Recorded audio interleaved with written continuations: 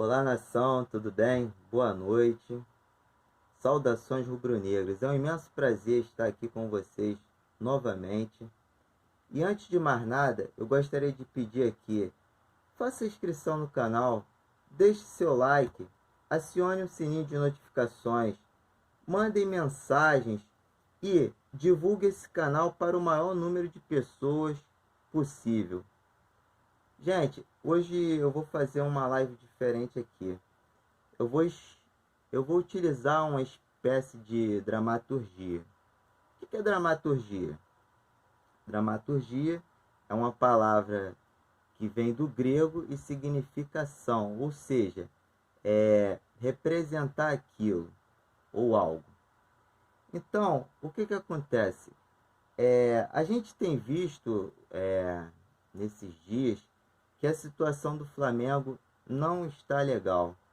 A gente vê e observa um verdadeiro vulcão em erupção. Eu falo isso porque as notícias mais evidenciadas nas redes sociais, nas hashtags, elas estão inseridas nos seguintes pontos, ou melhor, assuntos. Braz é vaiado em jogo.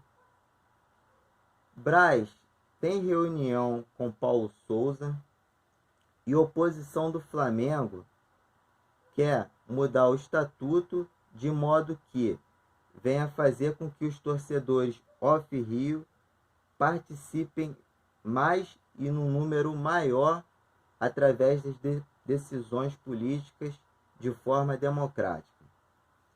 Então, o que acontece? A gente tem acompanhado que o Flamengo ultimamente ele tem tido posições, atitudes meio que atrapalhadas, tá? Então, eu como ia falar das notícias diárias, eu não vou falar exatamente isso. Eu vou falar sim, de forma específica, com relação a essa contratação do Paulo Souza. Por quê? A gente tem visto que nenhum técnico está dando certo no Flamengo.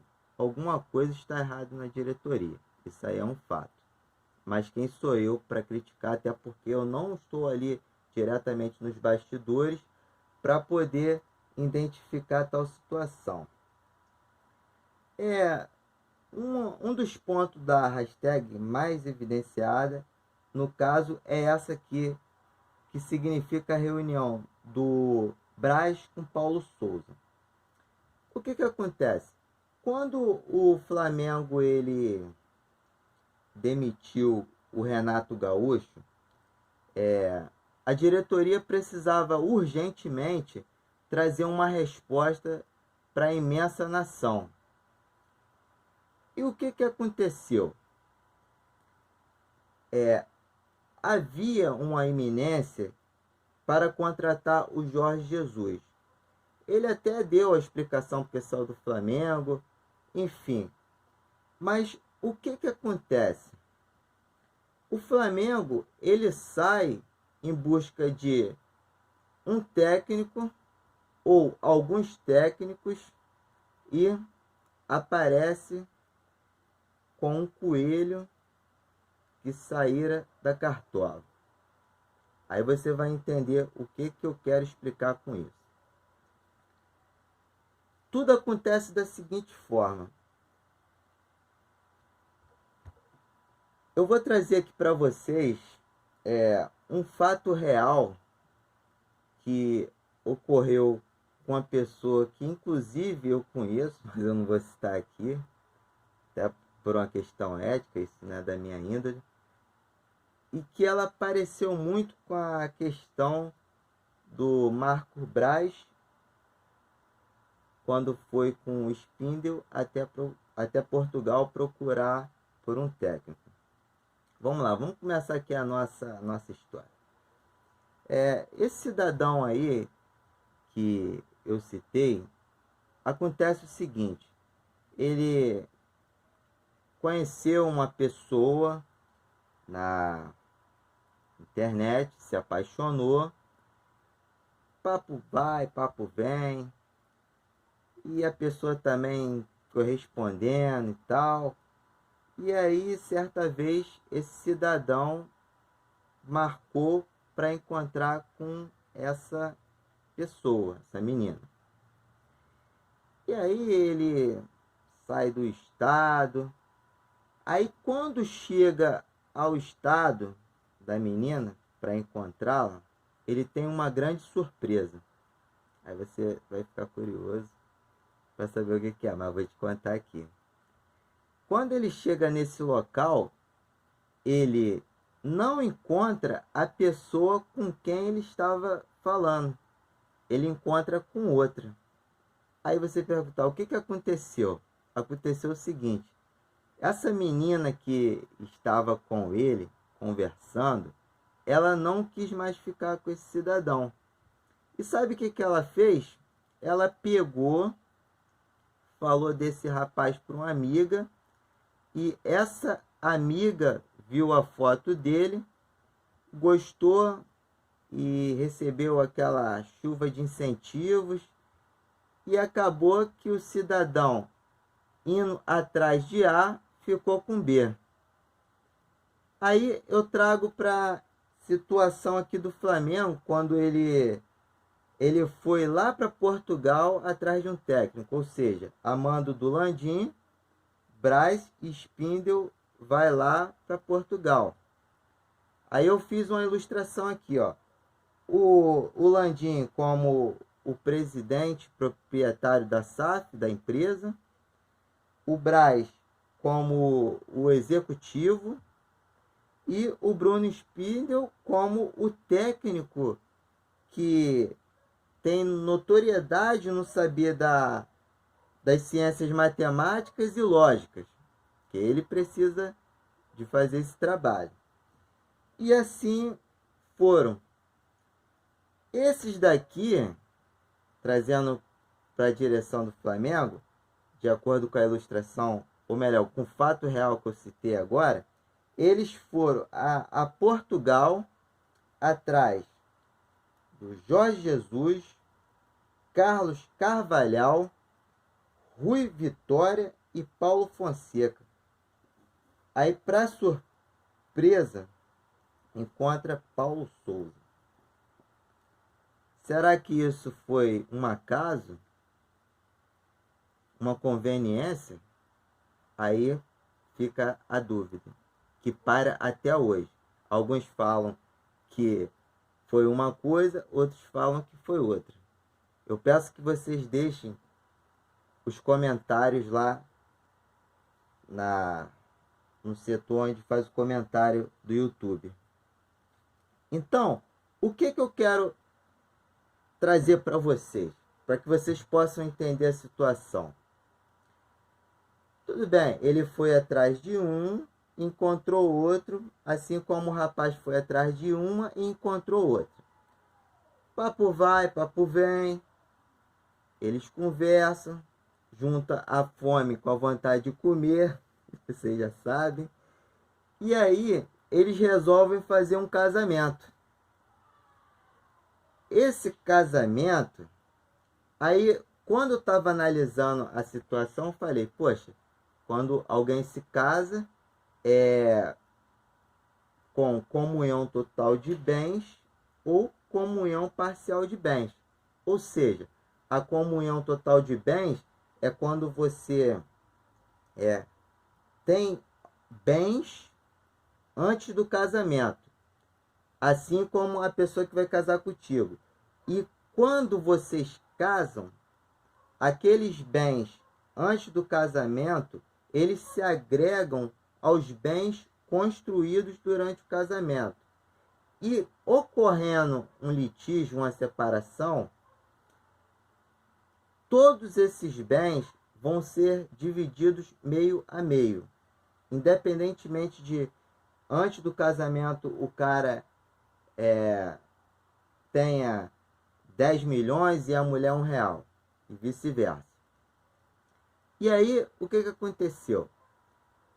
Nesse caso aqui do Flamengo, está tendo uma separação total de bens. E não uma separação parcial de bens. Porque a separação parcial de bens é o seguinte, a gente casa. Tudo que a gente construir a partir do casamento, se houver um divórcio, é separado a partir daquele momento, tá? E aí, por que eu volto aqui e falo que esse casamento entre o Paulo Souza e o Flamengo é uma comunhão total de bens? Você vai perguntar, pô, o que isso tem a ver com a vida como ela é em relação a um clube de futebol, uma questão desportiva? Ela tem tudo a ver. Sabe por quê? Veja bem, o Flamengo, ele já acumulava diversas questões de litígio, de embaraços, de desencontros, de atitudes precipitadas.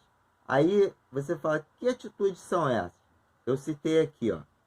Por exemplo, diversas demissões do Renato Gaúcho, do Domenech, do Ceni, mandando funcionários embora, os outros clubes se apropriando desses funcionários e pagando melhor. Inclusive, isso é uma vergonha. Aí você fala, tá, e o Paulo Souza? Os bens dele são os seguintes. Talvez, a ingratidão com a seleção da Polônia e com o povo polonês especificamente. E aí você já está começando a entender onde eu quero chegar. Eles fizeram um casamento com comunhão total de bens. Os bens anteriores ao casamento são exatamente esses daqui que eu falei. Do Flamengo, como troca de vários treinadores, demissão de funcionários. Paulo Souza, abandono da seleção, entristeceu a população polonesa. Enfim, esses são os bens. E daí eles vão e se casam. E nessa relação agora, está tendo um conflito. Pressão para tudo quanto é lado. Torcida como se fosse os familiares. Paulo Souza e Flamengo como marido e mulher, vice-versa. E aí, o que acontece? Nessa situação, a gente observa que ambos foram castigados. Ah, Kleber, mas castigados com o quê? Castigados da seguinte forma. Isso aqui eu estou contextualizando, mas vocês podem observar que foi exatamente isso que eu estou falando para vocês aqui, ó. Ó, olha o castigo do Flamengo. Ele, na sua precipitação de ir atrás do JJ de início e ter buscado outro técnico, ele, na sequência, agora, quando está precisando, no momento mais caótico que o time está atravessando, ele precisava do Jorge Jesus. Aí deu aquela confusão em que o JJ deu a entrevista para o Renato Maurício Prado, depois falou para a Rede Globo no seu programa com Galvão Bueno. E Paulo Souza, por sua vez, foi castigado porque, se ele estivesse na seleção polonesa, ele estaria certamente na Copa do Mundo. Quer dizer, um encontro desajustado, sem planejamento, deu nisso. Ou seja, consequências negativas para ambas as partes. E aí, vocês estão entendendo a minha linha de raciocínio agora, porque vocês são inteligentes. E aí, o que acontece? Nesse momento de desestrutura do Flamengo, meus amigos, página, na minha opinião, nenhum técnico vai trazer a solução. Pode trazer, ó, Pepe Guardiola, Mourinho, até mesmo Jorge Jesus, porque a situação está confusa ali. tem que haver uma reunião para poder organizar isso. Inclusive, eu falei no outro vídeo. Eu falei. Então, a gente trazendo para a vida real, isso aqui, ó, é discutir a relação entre o presidente, direção com o departamento médico, departamento inclusive de marketing, de comunicação, que precisa conversar com os influenciadores para que a paz volte a reinar para o Flamengo. E a gente observa que nessa relação a ser discutida, tanto Paulo Souza tem que mudar a sua concepção ideológica, na qual ele transmite as suas metodologias para os treinos. Já são 5 meses, a gente não está vendo resultado. Eu sinceramente espero que isso seja apenas um sonho, nem pesadelo, para eu ser mais brando aqui. E o Flamengo, com as suas ingratidões com profissionais e etc e tal, eu busco por uma solução. Eu sou rubro-negro, você também é. A gente não quer o pior para o Flamengo. Quando a torcida está clamando ali, é porque ela quer o melhor. Então, gente, como eu falei, eu tinha até anotado aqui, ó.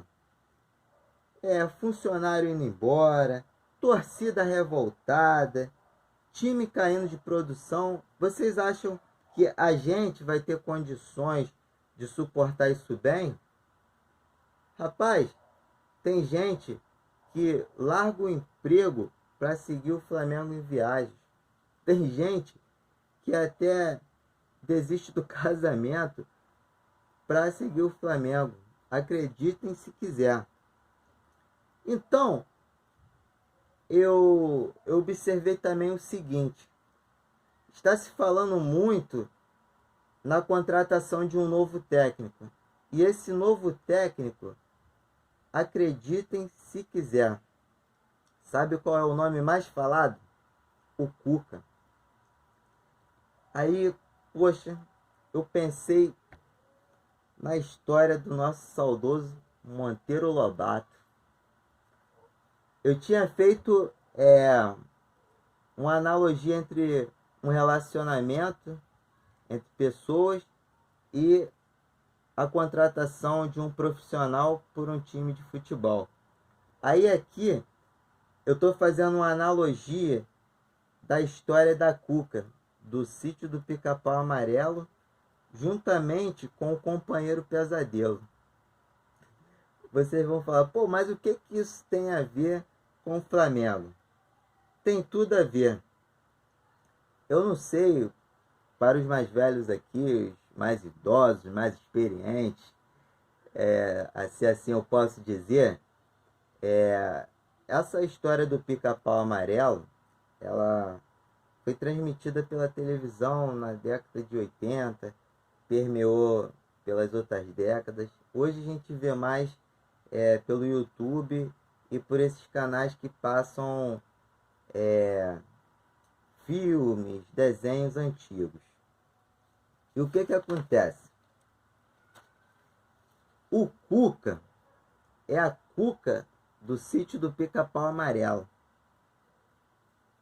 que vai se juntar, possivelmente, eu não estou dizendo que isso vai acontecer, com a direção do Flamengo, que é representada pelo Pesadelo, aquele personagem corcunda, com dentão, e que é todo atrapalhado. Ou seja, eu vendo isso, eu falei, caramba, a personagem da Cuca, ela era atrapalhada, mandona. Inclusive, eu lembro de um episódio em que a Cuca castigava o Pesadelo, porque o Pesadelo era uma estátua. Se vocês colocarem no YouTube, assim, ó, Cuca castiga o Pesadelo. vocês vão lembrar exatamente do que eu estou falando aqui. Então, o pesadelo que era representado nesse episódio com essa estátua, ele não falava nada, evidentemente, porque é uma estátua, era uma estátua no filme, no desenho. E a Cuca é representada como o técnico Cuca, sempre dando ordens de forma equivocada e até arredio. E a gente traz isso pro futebol. Como assim, cara, você vai trazer isso pro futebol? Vocês observem que o Cuca, ao longo da sua trajetória, ele vem acumulando confusões. Teve aquela confusão quando ele atuava no Botafogo como técnico, e o Botafogo começou a chorar porque perderam para o Flamengo. Outro episódio que eu lembrei aqui para passar para vocês foi o da Libertadores, a final aqui no Maracanã, em que o jogador do Palmeiras, o goleiro, ele arremessou uma bola com o pé, ou melhor, chutou a bola com o pé, mais para fora. E dali o Marcos Paulo do Palmeiras foi pegar a bola, o Cuca entrou na frente, protegeu a bola segurando, o Marcos Paulo deu um empurrão nele e ali causou uma confusão em que os jogadores se desestruturaram e o time do Santos perdeu a cabeça.